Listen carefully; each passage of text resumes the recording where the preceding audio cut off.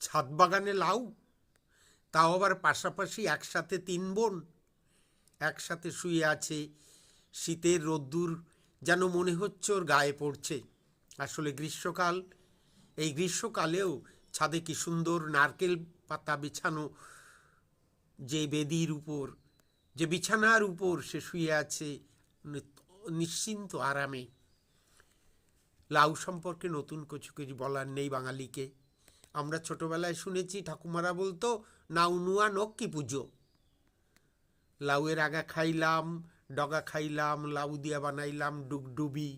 গানে মাতোয়ারা হয়েছিল এক সময়, আজও মাতোয়ারা সেই গান আমাদের কানে প্রত্যেকটা অনুষ্ঠানে মাইক বাজলেই আসে। লাউয়ের কত না গুণ। বাবা রামদেব বলেছেন লাউ খান, লাউ খান, লাউ খান, লাউয়ের ঝোল খান, ঝাল খান, ভাজা খান, চচ্চড়ি খান, অম্বল খান, কি না বাদ যায় লাউয়ের। লাউয়ের খোসা ভাজা অত্যন্ত উপাদেয়। সামান্য পরিচর্যা একটি লাউ গাছ আপনার ছাদে গড়ে উঠবে।